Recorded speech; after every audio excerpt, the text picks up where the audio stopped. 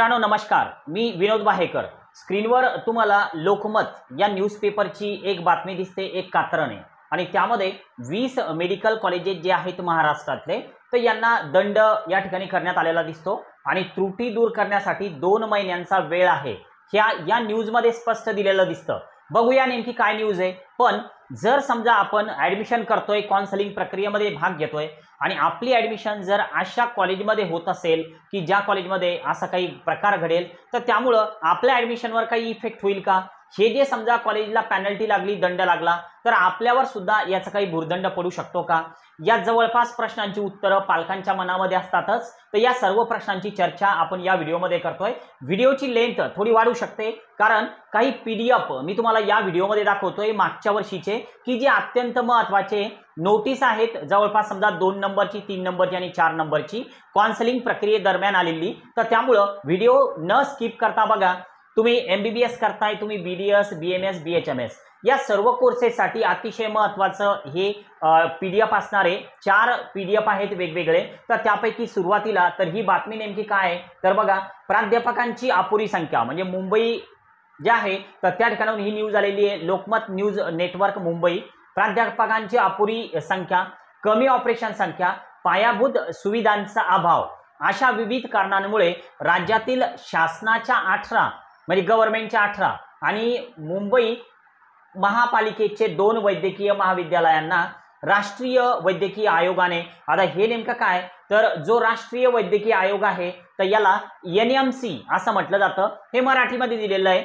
आता राष्ट्रीय वैद्यकीय आयोगानं प्रत्येकी 3 ते 6 लाखांचा दंड ठोठावलेला आहे। आता हे जे 18 महाविद्यालय आहे राज्यातील शासनाचे म्हणजे थोडक्यात गव्हर्नमेंट मेडिकल कॉलेज आणि 2 महाविद्यालय जे आहे तर ते मुंबई महापालिकेचे, तर यांना दंड ठोठावण्यात आलेला आहे। हा तर हे कशामुळं तर हे सगळं त्यांच्याकडं जो काय समजा पायाभूत सुविधा आहेत तर त्यांचा या ठिकाणी आपल्याला या न्यूजमध्ये दिसतंय की ऑपरेशनची संख्या सुद्धा नाही, पायाभूत सुविधांचा अभाव सुद्धा आहे आणि प्राध्यापकांची संख्या सुद्धा कमी आहे। तर यामुळे हे सगळं घडलेलं दिसतं। पण असे कॉलेजेस या कॉलेजमध्ये जर समजा आपली ॲडमिशन झाली, समोर जर अजून असा काही प्रॉब्लेम आला तर आपल्या ॲडमिशनवर काही इफेक्ट होईल का? तर त्या अगोदर आपण मागच्या वर्षीचे काही PDF बघूया की जे मी अगोदर नेमकंच तुम्हाला म्हटलं। पण त्या अगोदर एक महत्त्वाचं सांगतोय की उद्या दिनांक 3 जून 2024 मी सकाळी 10:30 ते 1 वाजेपर्यंत ऑफिसला आहे।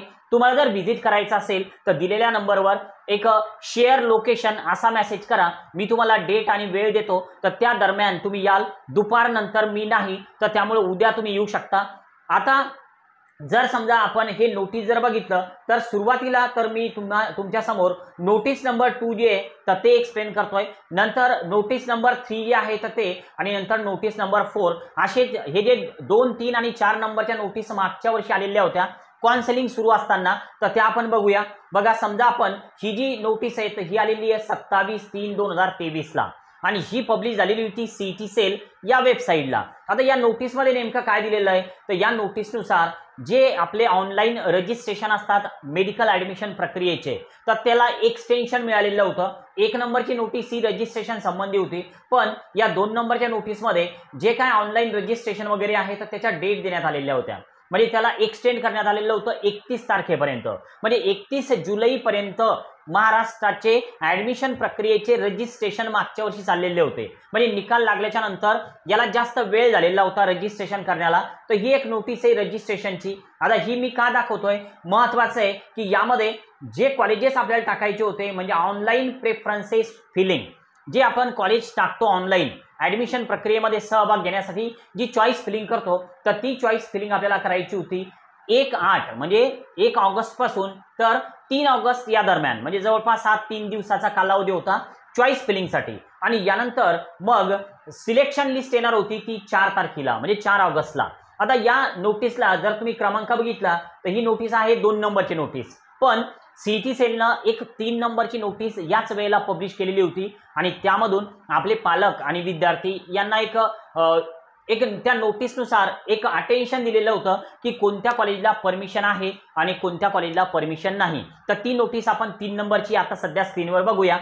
तुम्हाला जर पेड काउन्सिलिंग करायची असेल, परस्पर काउन्सिलिंग फी सेंड करू नका। आम्ही चर्चा केल्याशिवाय आणि आमच्याकडून जर होत असेल तरच आम्ही काउन्सिलिंग फी घेतो। अन्यथा आम्ही काउन्सिलिंग फी घेत नाही. तर त्यामुळं फोनवर चर्चा केल्याशिवाय किंवा व्हॉट्सअपला बोलल्याशिवाय काउन्सिलिंग फी सेंड करू नका.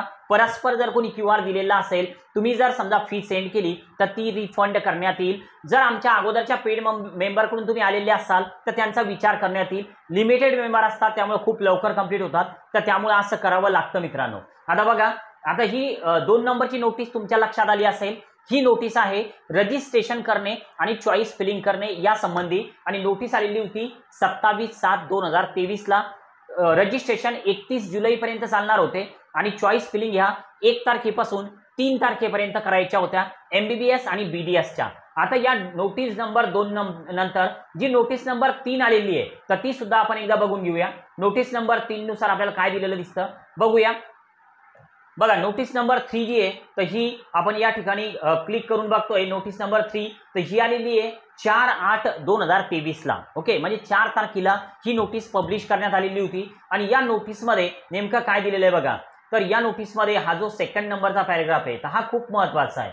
थोडं फोकस करा. There are few colleges for which some necessary, आणि समोरचं बघा काय येतं, परमिशन आर अवेटेड. म्हणजे थोडक्यात काही कॉलेजेसना परमिशन नाही, त्यांची परमिशन वेटिंगवर आहे. थोडक्यात ते फर्स्ट राऊंडसाठी ते परमिटेड नव्हते. तर असे कोणते कॉलेजेस होते की जे परमिटेड नव्हते? बघा, तुम्ही जर स्वतःवरून तुमची काउन्सिलिंग करत असाल, तुम्ही जर एक्सपर्ट असाल तर नक्कीच तुम्ही कोणत्याही मार्गदर्शकाची आवश्यकता न पडता स्वतःचं काउन्सिलिंग स्वतः करू शकता.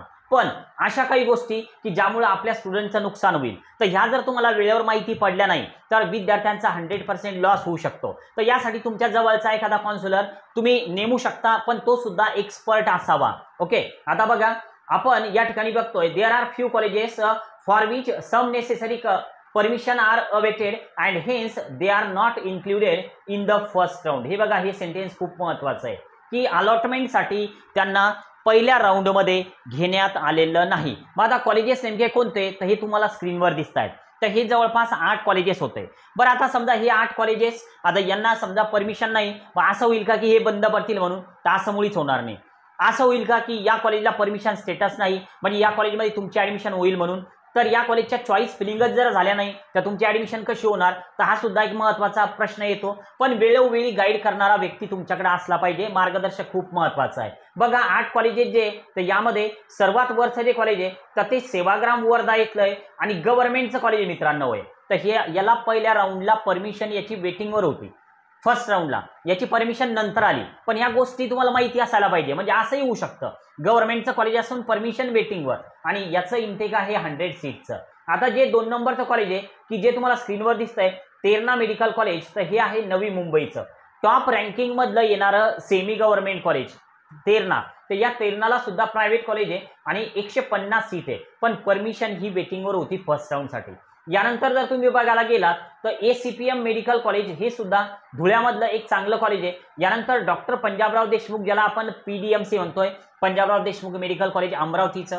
आणि यानंतर डॉक्टर NY तासगावकर की हे येतं कर्जतमध्ये. ओके, आणि यानंतर सिंधुदुर्ग मेडिकल कॉलेज सिंधुदुर्ग, तर याची परमिशन सुद्धा वेटिंगवर होती फर्स्ट राऊंडला. यानंतर वेदांता पालघर सुद्धा वेटिंगवर होतं आणि तेरणा डेंटल कॉलेज जे आहे की जे एकमेव BDSचं की जे वेटिंगवर होतं 100 सीटवालं. तर ही जी नोटीस आहे तर ही नोटीस तुमच्या लक्षात आली असेल की नेमकी नोटीस नंबर किती? तर नोटीस नंबर 3.